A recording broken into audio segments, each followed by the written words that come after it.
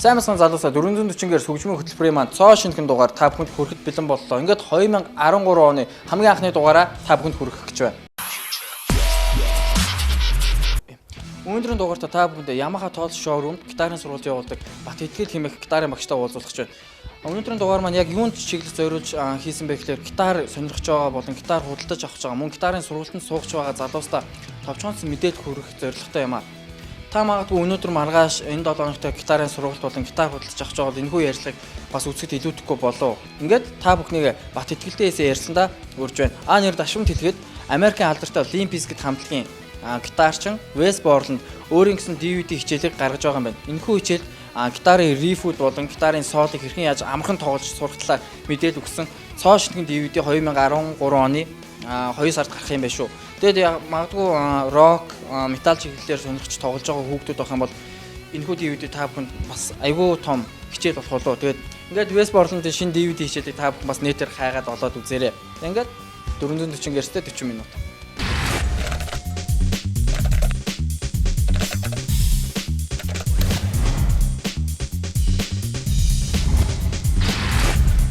За ингээд залуусаа та бүхэн 440 гэрч зочныхоо болонгаар үргэлжлэж байна. За тэгэхээр өнөөдрийн дугаарт маш сонирхолтой нэг зочин би өөрөөр оролцуулсан байна. Энэ бол Бат Итгэл Yamaha Tools Music-ийн шоурумд багшаар ажилладаг залуу байгаа. Ингээд өөр шинэ өдрийн мэндийг хүргэе. За баярлалаа өөрчн ч гэсэн өдрийн мэнд хүргэе. За баярлалаа. Тэгэхээр Бат Итгэлтэй ярилцах хамгийн ихний нэг сэдв байна. Энэ болохоор гитарын сургалтын шинэ талаар ярилцсан юм байна. Тэгээ сурвалжаа одоо хаана хичээлж байгаа вэ? За манай сургалт инх тавны гүрний яг урталт Yamaha шоурум дээр хичээлдэг. 7 хоногийн 2 өдөр. 3 дахь хагас өдөр. Нэг цагаар хичээл. Нэг хичээлтэй ганц нэг хичээлэхдээ 1 цагаар хичээлнэ. 7 хоногт 2 удаа 1 цагаар сард 8 цаг хичээлдэг. Үүний хувьд сая 12 сарын 22-наас эхлээд 50% нэмэгдсэн байна. Тэгээд урд нь бол бүлгийн сургалт нь 80,000, ганцаардсан сургалт нь гэрээр нь очиж заахад сарын 160,000-аас. Одоо бол бүлгийн сургалт нь 120,000, ганцаардсан сургалт нь 240,000. Тэгээд яг мэдээлэлтэй хүмүүс сурвалж асуухлаар нөгөө цаг нь урт байх тусмаа илүү чанартай гэж хүмүүс бодоод идэв л дээ. Өөр чинь цаг бол цаг 20 минут цаг юм байна тийм. Манай сурвалж бол цаг 20 минут гэдэг. Тэр нөгөө яг үзэгчтэй үзэж байгаа хүмүүс байх юм бол нэг ийм ташаа ойлголт байгаа гэдэг. 2 цаг суугаад 3 цаг суугаад айгүй их юм сурна гэж бодоод идэв. Тэгвэл энэ бол айгүй буруу шүү. Яа тэгэхээр хүн багш нар маань биднээс зөвхөн хийж өгөх л үүрэгтэй. Биднээс хийж өгөх. Харин сурж байгаа нь бол та болоод таны хүүхэд. Тэгэхээр биднээс тийм олон цагаар суух шаардлага байхгүй.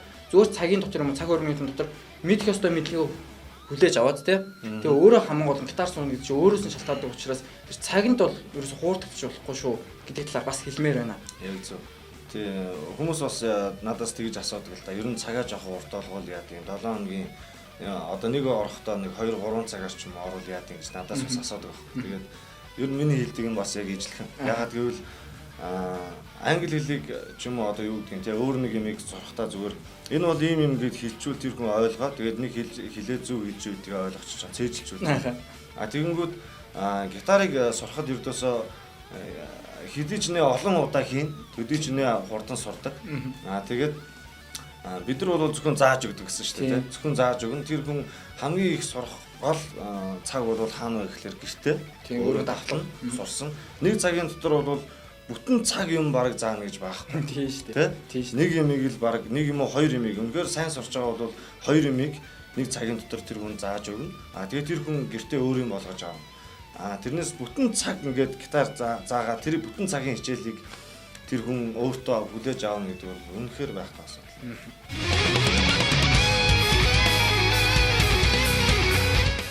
За тэгэхээр гитар сурахад нөгөө хүмүүсийн бас нэг асуулт байдаг юм. Сарын дотор юу сурах вэ гэж. Сарын дотор гитар тоглож сурчих واخ гэх. Энэ яг энүүн дээр өөр чинь талаас тайлбар өгье. За тэр бол яг тухайн хүний өөрийнх нь л хичээл зүтгэлээс шалтгаална. Тэгээд ер нь анх би ер нь хүнээр гитар заалгаагүй. Өөрөө сурчсан. Тэгээд одооны Power хамтлагийн зоригоо тэр үед би ер нь цуглаанд очиод гитар сурсан л да. Тэгээд тэр үед зоригоо гитар тоглодог байсан. Тэгээд очиод ингээл заагаад өгөөш, ийм байр заагаад өгөөш, тэгээд өгөөч гэл ингээл очихлаа. Ердөөс зааж өгөхгүй. Завгүй байна гээл. Тэгэл тэр үед гитар ч гэсэн нэг тийм гоё гитарууд нэг байгаагүй. Тэгэл гитарандаа хүрэхгүй. Тэгэл цуглаан дуусангууд очиад гитарыг ингээл барьж үзмээр санагдаад хажууд нь суугаад тоглож байхад нь ингээл гаран дээрээ ингээл дагаж ингэж яваал. Тэгээ 3 сарын дараа гэхэд ерөнхийдөө нэг тодорхой хэмжээний хүмүүсийн өмнө гараад тоглолтоо болцсон байсан. Тэгээд анх удаа намайг хөгжилтэй гитар сурч байхад надад гитар байгаагүй. Тэгээд Орос банзан гитарны юм гар олсон. За хуурхай гар Венесээс алдсан тийм гар олцсон. Тэгэнгүүтээ нөгөө гаран дээр ингээд нөгөө юм ойдаг нойлын утаснууд ингээд хийгээд тэгээд арталт нь ингээд нэг шүрүүп ингээд зооцсон. Тэрэн дээр авч уйдсан. Тэгэл тэрэн дээрээ л өдөр ингээд нөгөө нэг сурсан барилтнуудаа ингээд олон дахин ингээд хооронд нь ингээд солиол тэгс сурч байсан. Тэгээд одоо болохоор айгүй гой гитарууд одоо энд дандаа гой гитарууд гоё гитарууд байж байна. Одоо энэ гитарууд бол бидний тэр үеийн гитар шиг олдохгүй шүү дээ. Энд чинь тэнгэрийн умдаг атж байгаа юм шиг шүү дээ. Тэгээ олдохгүй дээрэс нь тэр үе чинь нөгөө нэг амар хатуу өдөн гартай тэгэл утас нь хатуу амар хэцүү байсан ер нь. Тэгээд ерөнхийдөө хүн тийм хэцүү үед ч юм уу юм байхгүй гэсэн хүн их юм сурах гэдэг юм уу да гэж би боддیں۔ Одоо нэг залуучууд маань бүхэн нээлттэй бололцоотой болчихсон дээ нөгөө ингээл интернетээс ч гэсэн мэдээлэлүүд олж авсан. Би ч анх өөрөө сурахтаа бол яг өөрөө сурч исэн. Тэг яг үзэгчтэй бит хоёр ярьхлаа өөртөө сурсан гэж яриад байгаа. Хэрнээ тэгээ яагаад одоо би бас нэг юм хэлэх гэдэг юм юу гэхээр өөрөө сурна гэдэг чинь бас айгүй апастай юм байл л дээ. Яагаад тэгэхээр би жишээ нь анх сурж байхдаа бас л яг өөр шиг ч адилхан. Манай ангид бас тоглож чаддаг хүүхдтэйсэн. Гуйд тэгээ гитар аваад хүрээд иргээ би нэг хужаа гитар худалдаа авсан байсан. Тойд айгүй үнэтэй авсан. Хужаа ш тэгт айгүй муу гитар. Тэгэл очин нөгөө хэд чинь өөртөө ингээл тоглоод зугаагаа сайхан гаргах чинь. Би харсуусаа гэсэн. 2-3 сар би тэгж явсан. Зөв би хардаг байсан. Тэгээ нэг найзтайгаа ингээд орчныхаа гадаа суугаад нэг том ах нарч ирж штэ. Тэгэл тэдүүс ингээл айгуугаа тоглонгот найзтайгаа ингээд барилгын шилжсэн. Яаж урьжсэн гэл. Хоёул хуваагаа шилжсэн. Тэгэл нөгөө хямын ордоос чинь ингээл баримт анхны барилга гэж нэрлэдэг. Нот мэдэхгүй юм. Тэгэхээр яг энийг юу хэлэх гэсэн гэхээр одоогийн хүүхдүүдийн сургалтанд яваад 2-7 хоног юм уу 7 хоногийн дотор мэдэж авдаг зүйлийг би л 3-4 сарын туршид өөрөө хайжиж олж исэн. Тэгэхээр анх миний сургалт байгуулж исэн зорилго маань болохоор ерөөдөө энэ өөрийнхөө тий алдсан хугацаа гэсэн энэ хүүхдүүд битээ алдаасаа бас анхны барилга анхны тавил гэдэг юм чинь хамгийн чухал байдаг. Анхаасаа буруу барил буруу тавилттай буруу талаараа сурч юм бол цаашдаа хөгжиж хэцүү тийм үү? Тий. Өөрөө яагаад гитарын сургалт бас явуулах болов? Би бас яг ижлэх анх эхлээд нэг үнгүй зааж гэлж ирсэн гэсэн шүү дээ. Тэгээд анх сурахад надад би 94 онд сурсан л да гитарыг. Тэгээд анх сурахад айгүй хэцүү байсан. Хүмүүс ердөөс зааж өгдөггүй байсан. Тэгээд илүү олон хүн гитар тоглож сураасаа гэж бодсон үднээс ерөнхийдөө сургалтаа үнгүй явуулж эхэлсэн. Тэгээд ерөнхийдөө хүмүүс бас үнэн дээр их гайхдаг л да. Яагаад танах юм үнэтэй гэм бэ? Би тэгж боддог. Ерөнхийдөө Монголд нөгөө өөрийнхөө хөдөлмөрийг үнэлүүлэх гэдэг юм аяа доор байна шүү дээ. Үнэлэмж.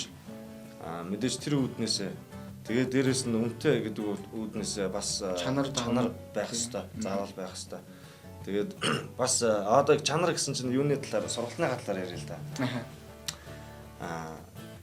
Хүмүүс ингэж байгаа байхгүй. Түрүүн бит хоёр ярьжсэн шүү дээ. Тэ? Ингээд айгүй урт хугацаанд ингээд олон сараар яваад байдаг. Юм сурдгүү. Тэгээд өөр сургалтанд сууж исэн хүүхдүүд ч гэсэн мандар айгүй иржсэн. Тэгээд ингээд харахаар ингээд хідэн дуу айгүй сайн тоглодог. Тэгээ өөр юм хийж чадахгүй. Хөгжөөгүй. Тэгээд жишээ нотоо мэдгүй. Тэгээд нэг хідэн дуу сурцсан те. Тийм биш ээ. Тийм байж болохгүй сургалт. Ерөнхийдөө миний үн байгаа шалтгаан болохоор богинохон хугацаанд ерөнхийдөө нэг 3 сарын хугацаанд гитарыг яаж өөрөө цаашаа өргөжлүүлж сурах уу? Нот гэдэг юм маань юу юм? Тав нь юу юм те? Тэгээд солоороо яаж дууг оруулах уу ч юм уу? Тиймэрхүү юмнуудыг ингээд зааж өгдөг. Тэгээд интернет гэж аюул том багш байгаа шүү дээ. Тэгэхээр нэгэнт яаж сурах уу гэдэг арга барилын заагаад өгсөн учраас арга техникийг бас заагаад өгсөн. Тэгэхээр цаашаа тэр хүүхдээ өөрөө явах боломжтой. Нийт явах нь уу? Яа нь хүмүүсээс хар сурнуу те? Тэгээд бас Facebook дээр үзэгчд бас Facebook байгаа их юм шүү дээ. Тэгэхээр Facebook дээр гитар хөгжим сурцгаая гэдэг групп байгаа. Миний явуулдаг. Тэгээд бит хоёр хойлоо явуулдаг. Тийм групп байгаа. Тэгээд тэр групп дээр одоо хэд болцсон бай. За би хамгийн сүүлд харахад 6071 байсан. Би л хамгийн сүүлд харахад тийм байсан шүү. Тэгээд ямар ч сан тэр группээр дамжуулж бас сурч болно. Оны дараа бит хоёр ерөнхийдөө группийнхаа уулзалтыг хий. Сар болгоныг өдөр уулзаж бас зөвлөгөө тийм сургалт тийм үнэгүй тийм зүйл явуулъя гэж ярьж байгаа. Тэгээд ямар ч гэсэн миний хүсэл бол илүү олон хүн илүү гоё гитарыг гоё тоглож сураасаа гэсэн хүсэлтэй. Тэгээ ерөнхийдөө одоо гитар зааж байгаа хүмүүсийн хувьд ч гэсэн итгэл маань ч өөрөө суралтай, миний хувьд ч өөрөө суралтай. Тэгээ бид хоёрын яг туйлын зорилго маань за яг хувь хүнийхээ талаас үзэх юм бол за нэг 10 жилийн дараа ч юм уу тий Монгол гитарч нэг за топ за болоо би 10 гэж хэлж чадахгүй тий тэр хөгжил гэдэг юм чи аим шүү дээ. Топ 50 гитарчийн тоонд Монгол гитарч ороод явж байгаасаа тэр нь бэлдсэн хүн итгэл юм уу би юм уу бас өөр нэгэн багш байгаасаа гэж хүсдэг. Тэгээ тийм учраас бид суралт явуулдаг. Тэгээд яг энэ нэвтрүүлгээрээ бас бити буруугаар ойлгоорой олон сургалтууд байгаа, сайнч байгаа, мууч байгаа байх. Тэгэхээр ерөнхийдөө хүмүүс та нар сургалтаа сонгохдоо эхлээд өөртөө ирээд уулзаад багш нараас нь өөртөө зөвлөгөөг нь яг аваад тэгжээж бас сургалтаа сайн сонгороо. Яг тэгэхээр хэрвээ та хүүхдээ албан хүчээр ч юм уу за яг албан хүч гэдэг үг жоохон хатуу гэж магадгүй ямар нэгэн байдлаар тий чи хөгжим сурах хэрэгтэй гэсэн зорилгоор аваачаа суулгачдаг хүүхд чи өөрөө сонирхолгүй байх юм бол багш бидний хувьд гэсэн тэр хэцүү хүүхд чинь мөнгөний зарлал. Тэгэхээр хүүхдээс эхлээ сайн асуу. Сурах уу чи өөрөө дуртай байна уу? Асуусныхаа дараа сургалтаа яг зөв сонгох хэрэгтэй. Өөр чин гэр нь айл нь ойрхон байнаас ахуулаад тий ерөнхийдөө чанар гэдэг юм айл нь вэ тий. Тэгээд багш нараас асуух хэрэгтэй. Хөтөлбөр гэж юу вэ? Одоо энэ сарын дотор хүүхдүүдэд одоо яг юу заасан байх ёстой вэ тий?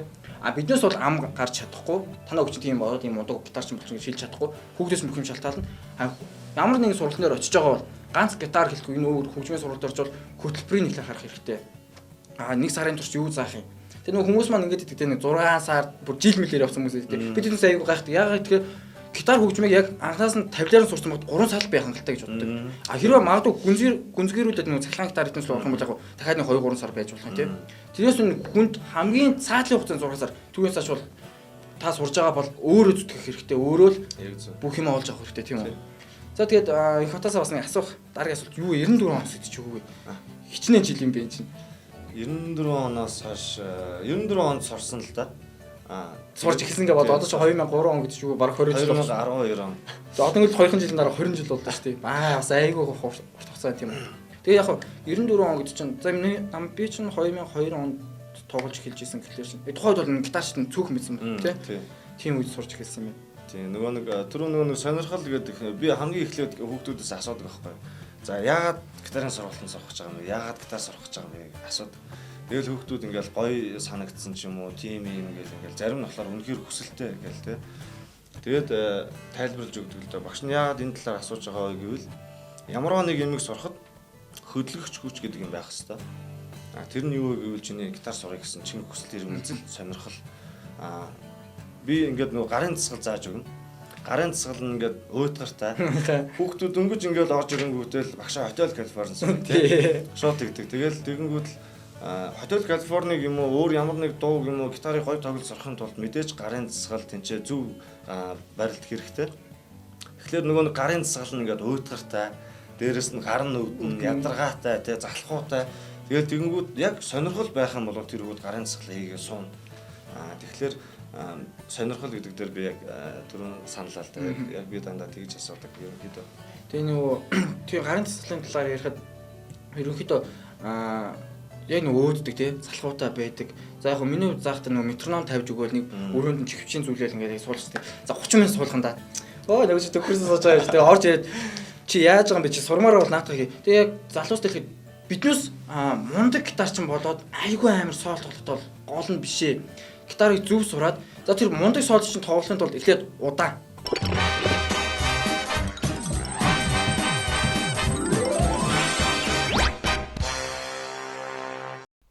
Та гитар тоглож чадах уу? Сурахыг хүсэж байна уу? Тэгвэл таны гитарын сургалтанд урьж байна. Туршлагатай хамт олон таны хичээл зүтгэлийг хөгжмийн боловсролд хөтлөнө. Бүртгэл Dex Production-ы байрны. Дэлгэрэнгүй мэдээллийг 711 8808 9908 6895. Одсоо гитар сургалтын төв. Бяцхан цагтын үед октод дааж гиснээр манай октод би да дууж өгчүүлж байгаа надад их таалагдж байна.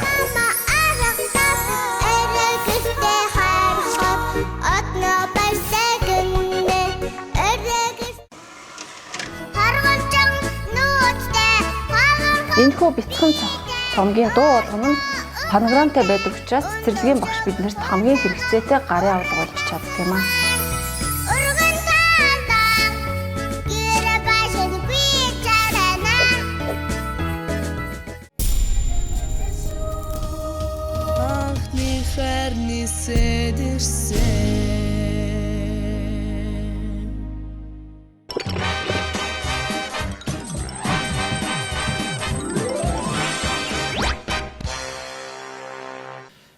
гитар сурж байгаа хүмүүстэй бит хоёрын зүгээс өгөх зөвлөгөө бол гарны дасгал гам, арпежис битгий хальшир тэгээд удаанаас нь ахуулаад бүр хурдан хүртэл сурд юм шүү. Тийм болохоор хамгийн гол нь тэгэхээр удаанаас их. Тэгвэл нөгөө хүүхдч очиж машин чигал тий. Тэр хамгийн буруу. Ядагтал тавилын буруу тавигдаад эхэлчихдэг. Мөн дараагийн нэг сэдв. Одоо нөгөө хүмүүс маань гитар худалдаж авах гэдэг тий. За би ч бас нэг дахиад явах юм хэлж байна. Энэ болохоор Хятадаас орж ирсэн гитарыг ах トゥ хэлж байгаа шүү. Өстө уучлаарай. Солонгосоос, Америкаас, Индонезиас, Тайванаас, Филиппинаас гэж худлаа ярьж байгаа нөхдүүд юм тэгээд хэрэггүй шүү. Тэгээд тэр маань яг нөгөө гитарыг сонирхох гээд нөгөө сурах гээд авцсан хүмүүсийн маань үнэхээр хүлдэг нэг зүйл. Яг нөгөө гитарны утас амар хоол тэгээд нөгөө гитарны утас нь хатуу матуу тий. Нөгөө солонгосоос авсан гитар гэдэг нөгөө айгүй хөл. Тэгээд энэнд би нэг айгүй товчхон бас нэг зөв мэдээлэл өгөхийг итгэлтэй зүг байгаа дээр өгье гэж бодлоо. Манайх 440 Hz гэдэг шоурумтай гитарууд маань Америкаас болон уртаас орж ирдэг. Урд гэдэг маань мэдээж Хятад. Мөн Баттгэл маань Yamaha тоглолын шоурум дээр Total Music-ийн шоурум дээр бас суралт маань явуулдаг. Тэгэхээр бас нөгөө шоурум учраас гитарууд маань байгаа. Тэгэхээр нэг ийм мэдээлэл байна. Гитаруудын маань дотор талд зарим нэг гитарууд бол Designed America in China гэсэн байгаа л да. Энэ ямар утгатай юм гэхээр энэ тал дээр мэдээлэл өгье. Ерөнхийдөө Канадаас болон Бразил болон Испаниас моднуудаа Америкчууд маань татаж авчираад тэнцээ бүх хивээ гаргаад бүх тохиргоогоо хийгээд хивнүүдийнхаа тохиргоо гэсэн үг шүү дээ. Хийгээд урагшааг Хятад руу гаргадаг. Хятад руу гаргасны дараа тухайн хятаддах үйлдвэр маань бүх угсралтыг хийгээд яагаад Хятадд байдаг вэ гэдэг талаар би судалсан да. Яагаад хямд хүч нөгөө аюулгүй холон ажилласан да. Хямд хүч байдаг учраас мөн Хятад маань одоо нэг дэлхийн зах зээлийн байлдаанд дагуулж байгаа экспортод хаашаа явуулж чаддаг, хямд үнээр явдаг. Тийм учраас ерөнхийдөө Хятадд үйлдвэрсэн гитарууд байдаг. Мөн яг Америкт хийгдсэн те бүр яг American factory дээр хийгдсэн гитарууд байдаг. Тэрүүнийг бол анх сурж байгаа болоод хүмүүс бол яхаа худалдаж авах гэсэн мэлээ. Хамгийн доотлого нь үнэхээр Fender гитарууд гэхэд $950 хэлж ирсэн. За тийм топ брэндүүд бол тэгэл 50 биш дээ. Тийм тэгэхээр нөгөө бас хүмүүс маань энэ тал дээр битээ голоорой. Тодлорч Индонез болон Филиппинд үйлдвэрсэн гитарууд мөн Хятад үйлдвэрсэн гитарууд байгаа. Энэ бол биднес нуухгүй худлаа ярих. Одоо яах юм бэ? Гитарын ингээд зардаг хүмүүс зөндөө удаан хангалттай худлаа ярьлаа шүү дээ тий. Тэгэхээр нөгөө ийм юм байгаа юм л да. Юу гэхээр гитарыг хаана хийсэн гэдгээсээ биш хэн хийж байгаа вэ гэдэг хамгийн чухал байгаа. Брэнд гэдэг утгаараа тий. Яг одоо жишээ нь Gibson гитарыг Хятадд хийхдээ яг Gibson яг тэр тухайн үйлдвэр өөрөө аль биесний дистрибьютор нь өөрөө хийж байгаа тохиолдолд яг Gibson гитар ямар гарах хэвээр яг тийм стандарт бол яг л стандартаар гарч байгаа. Гэхдээ асуудал нь юу гэхээр Made in USA гэсэн Gibson гитар Хятад бүр зөндөө байдаг байхгүй.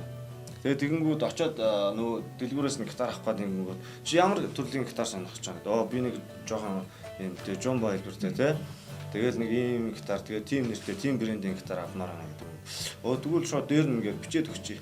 Яана ямар амар юм бэ? Шууд ингээд толгой дээр ингээд хов оосон тим гитар байгаа байхгүй юу? Шууд сэлждэг. Шууд тэгэнгүүт чинь заачаад өгвөл захиалга өгч би дээр нь бичээд өгье. Тэгэхээр бид нар яг үнэхээр яг баталгаатай газраас л авахгүй болвол баталгаатай их сурвалжаас л авахгүй болвол яг үнэхээр ингээл харахад ингээл дотор талын ингээл харахаар Made in USA гэсэн. Дээр нь нэр нь болохоор Gibson гэдэг аюу гоё ичсэн. Тэгээд мэдээч нөгөө нэг би одоо сургалтын цавч байгаа хүүхдүүдтэй ч юм уу эсвэл гитар авах гэж байгаа хүмүүст юу зөвлөдөг вэ гэхээр ингээд зааж өгөх жоохон хэцүү байт юм а. Тим минь үзээ аваараа гэхлээр тэгэхээр зүгээр л намайг дутчих. Би шалгаад аваад үгүй. Тэр хүүхд манай сургалтанд явахгүй байсан ч гэсэн хамаагүй шүү дээ. Би зүгээр тэр гитарыг чинь шалгаад аваад өгөө. Ханаас авах гэж байгаа те тэнцэнээс. Гэхдээ ерөнхийдөө за дэлгүүрүүдийн нэрийг хэлээд явах те. Тэр дэлгүүрүүд бол зарим нэг хэсэг үйл дэлгүүр бол тий очоод ингээд үзээд бүх ингээд гитарын нэгээр нь ингээд бариад аваад үзээд ингээд ямар ч стандарт ямар ч тийм шаардлага хангахгүй гитарууд байдаг байхгүй. Тэгээд нөгөө нэг гитарыг тэр үеч нэг солонгосоос оруулж ирж байгаа гэдэг. Тий бас тэгээ хэлэхтэй тий бас гой газараас оруулж ирээд байгаа. Тэгээд ямар ч мэдэхгүй хүн хэрвээ та магадгүй ямар нэг шоурум дээр очиж тоотл шоурум манай шоурум дээр эхлээд жинхэнэ нөгөө брэнд гитарууд эхлээд бариад үзчих. Магадгүй хэдэн сүнтэй хүмүүсийн хэрсэн бол хэдэн сүнхээр үнэтэй байгаа. Бариад үзчих дараа нь өөр бус дэлгүүр рүү очиод тоглоод үз. Зүгээр тэнчэнээс бүх юм мэддэг. Тэгээд яг хүн хүнд чинь нөгөө одоо санхүүгийн асуудал байгаа тий. Бас хитрхэн үнэтэй гитар авахтай гол нь биш л тий. Өөрсөндөө тохирсон хамгийн гол нь стандартыг хангацсан. Тэгээ зөв дууралттай гарын тавилт байхад эвтэйхэн тийм гитаруудыг л авах хэрэгтэй байдэн шүү.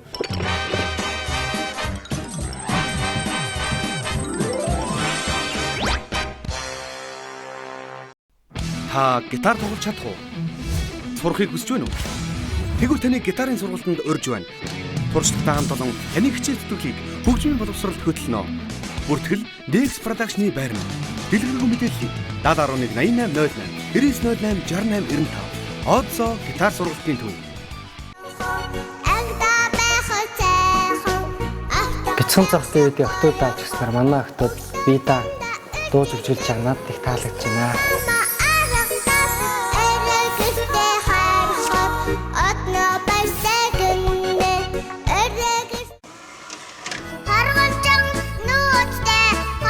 Энэхүү бяцхан цомгийн дуу болгоно нь фонограмтай байдаг учраас цэцэрлэгийн багш биднэрт хамгийн хэрэгцээтэй гарын авалга болж чаддаг юм аа.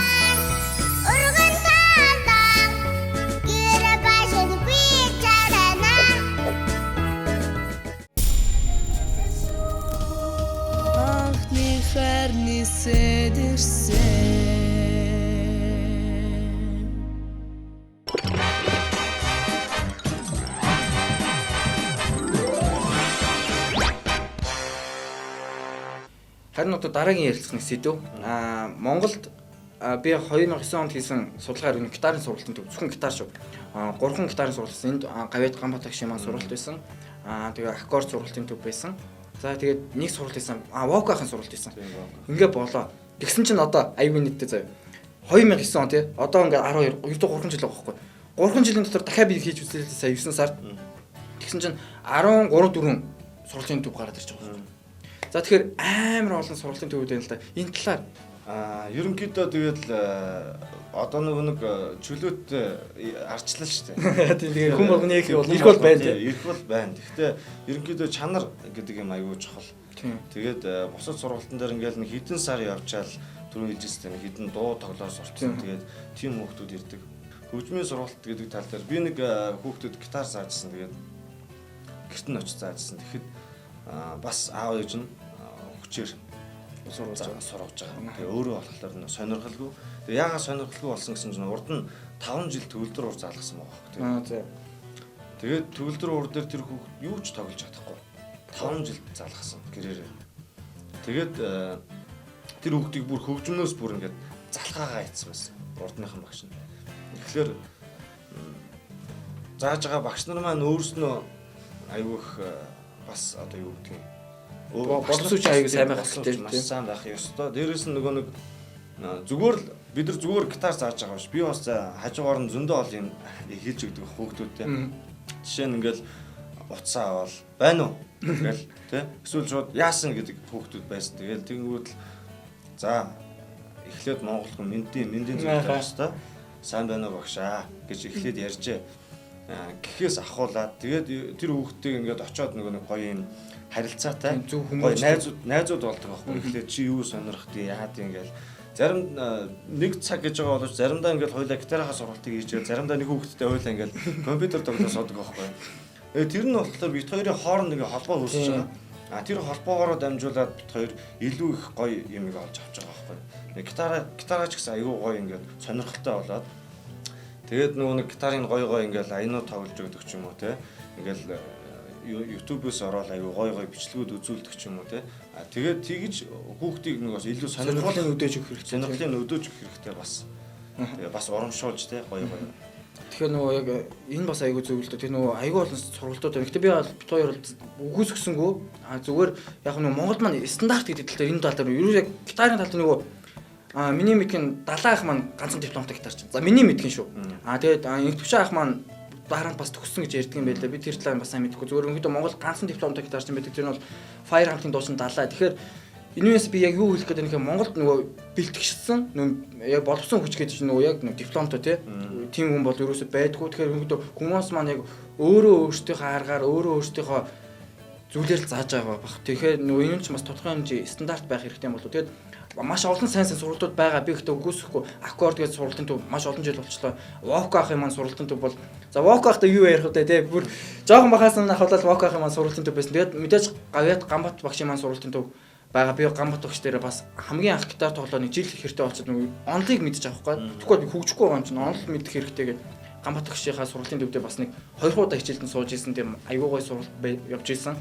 Тэгээд тэнцээс бас аягүй бол найзуудтай болсон. Тэгээд сая Баттгэл маань хэллээ. Тэгээ нөгөө харилцаа тий. Нөгөө биднес нөгөө багш сурч гээд ингэж харьцаас илүү яг найзууд шиг ингэж харьцаж чадаа нөгөө илүү гоё нөгөө дундаа орно гэхэд хайшин тий. Илүү би биний ойлгоо тий. Би ингэмэр байна. Би тэгмэр гэхэд тэг ингэ чи ихтэй наатаа сурахын тулд эхлээ энийг сурчих тий. Тийм харилцаа илүү их гарч идэг. Тотны холбоо үүсгэж тий. Юмыг бас анхаас нь тавилын гоё тавьж өгөөд тэгээ бити гитараас залхаагаараа бити гитар гэдэг юм айлгаараа тий. Тэгэхгүй нөгөө буруу заасан гэл өөдөөцсөн хөгтөө чинь гитар бол болий би чадахгүй. Би чадахгүй мэн. Тийм. Ерөөсөө үгүйсгээ хийдэг тий. Тэгэхээр хүн болгон би нэний хэлтний хүн үг байдаг. Хүн болгон хөгжимчин байх эсвэл хүн болгон хөгжим боловсрал хэрэгтэй. Энэ маань юу гэсэн үг вэ гэхээр ерөөсөө чадахгүй юм шиг байдаг байхгүй. Хүний орлого өөрийнх нь итвэх нөгөө зүтгэл байснаар яг зөв. Тэгээд хүмүүс асуудаг штэ. Би нөгөө ямар ч сонсголгүй тий. Солгоо болоотой. Тэгэхээр гитар сурч чадах болов гэ. Тэгээд нэг удаа нэг бүлгийн сургалт байсан. Тэгээд тэнцээ нэг 20-д хүмүүс байсан. Тэгээд тэгсэн чинь зүгээр 2 бүлгэлтэй 10-10-аар 2 бүлгэсэн. Тэгээд тэгсэн чинь тэрэн дотор нэг ямар ч сонсголгүй нэг хөлтэй. Тэгээд зүгээр ингээл зохиход зохидог те. Бүр ямар ч сонсголоо байхгүй. Тэгээд тэгсэн чинь тэр хүүхэд 3 сарын дараа гэхэд тэр 20 хүнээс хамгийн сайн сурсан байсан. Ердөөсөө яг ингээл нэг барил заагаал яг ингээл юу ангууд яг тэрийг бүр яг нуханд гэртээ нухаад өрөөд ирдэг. Яг өөрийн болгочоод өрөөд ирдэг.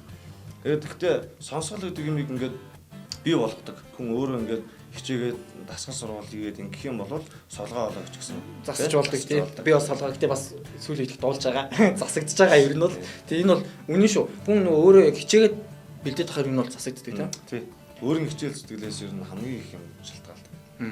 Тэгэхээр одоо яг гитар сууж би сонсголгүй болов би тэгж чадахгүй болов гэж хүн айх хэрэггүй ч хөгжим шүү дээ тий. Өөр чинь байж аваад зохиж байгаа ш, өөр чинь байж аваад зодож байгаа ш. Энэ бол хөгжим.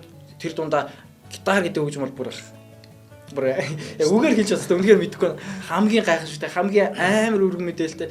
Одоо ингээд би нэвтрүүлгээ ингээд бэлдээл явж байгаа гот чинь зөвхөн ингээд бансан гитарын зүгээр одоо ингээд классик төрөлд ингээд яхад ёо тэр бол амар мэдээлэл байгаа юм чинь. Тэр энэ бол амар гайхамшигтай гэж. Тэгээд хүмүүсээ зөвхөн сураарай тийм Монголын гитарт маш олон болох болтгоо тий. Өөр бусад хөгжмнөөс одоо жишээ нь төгөлдөр уур бол гоё штэ тий. Тэгэнгүүт төгөлдөр уурыг бид нар ингээл хаасаагүй авч барьж аваад тэрээ тэгээд тоглож байгаа байхгүй. Орцондоо оруулж ирснээр хэдүүлээ найзуудаа дуудаал ингэж чадахгүй. Хийл бас гоё хөгжим. Тэгэнгүүтээ хийлийг тоглонгуудаа хамт дуулж чадахгүй тий. Зөвхөн тийчээ соолоо явж байгаа. Тэгэнгүүт гитар бол тоглоно. Тий яг өөр шийдсэн гитар бол нэг хамт амар арччихсан үг юм байна. Ямар ч нөхцөлд байж болж чаддаг тий. Тэгэл ерөнхийдөө айл болгонд хийл өгдөг шүү дээ. Гэхдээ айл болгонд ерөнхийдөө бараг л гитар ер нь байж идэг. Тэгэл тоглолтгүй ч гэсэн тий. Хаад болсон тоос шороон дарагдсан тий. Тоос шороон дарагдсан тиймэрхүү. Тэгэл ер нь гитар их гоё юм. Тэгээд гитар сурахдаа бас нэг хүмүүс маань өөртөө эхлэхтэй бишээ. Явагдсан сургалтын төв дээр яваад итгэлийнхтэй байна уу, манайхтай байна уу, эсвэл өөр хин ч хамаагүй аккорд, Гамбат багш, воко ахын маань сургалтууд зөндөө бол маш сайн сургалтууд байгаа. Өөртөө сонгоод тавилаа гэхлээр зүг болох хэрэгтэй тийм. Цаашаа бол өөрөө сурч болно. Цаашаа өөрөө сурч. Яагаад би энэ тавилыг байн яриад байна гэхлээр тавилаа зүг авч иж, зүг хүнээ зүг заалж цаашаа хүн хөгжин.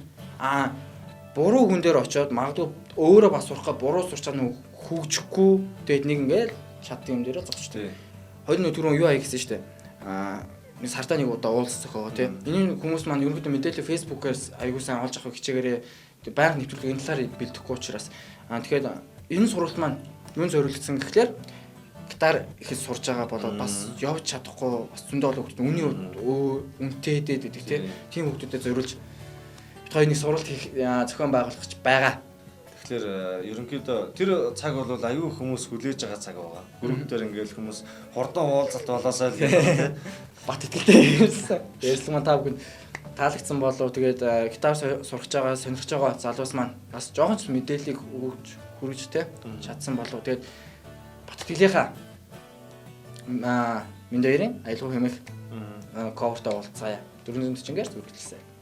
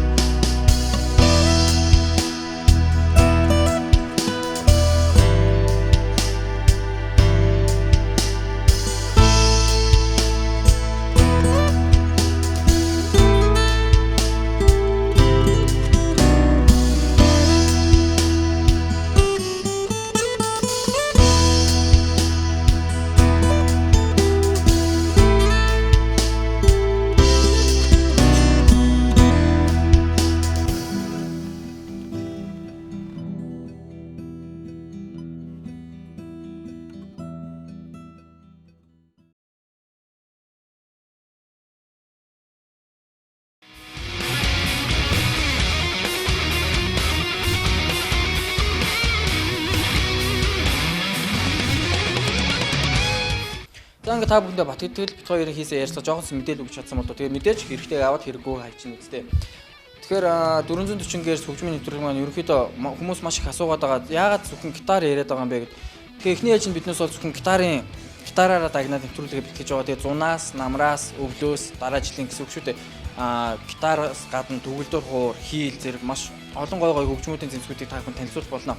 Мөн мэдээж бөмбөр сонирхч залуус байгаа бол бөмбөрийн хичээлийг бас хүргэх болно. Тэгээд одооноос биднээс мөн хичээлээ заах багш нараа хайж байгаа. Тэгээд тун удахгүй та бүхэнд маш олон төрлийн хөгжмийн зэмсгүүдийг мөн адилхан хүргэж явах болно. Тэгээд 440 гэрс 40 минут та бүхэнтэй хамт байлаа. Дараагийн нэвтрүүлгээр та бүхэндээ мэдээж хүссэн хүлээсэн маш удаан хүлээж байгаа Усараа хамтлагийн гитарчин Бади ах маань оролцохоор болсон байгаа. Тэгээ Бади ах маань бол өөрөө нэлээд дуу цөөтэй хүн байгаа. Тэгээд чадах хятгаараа би бас тэр хүнээс маш олон зүйлийг асууж, маш олон зүйлийг яриулахыг хичээх болно.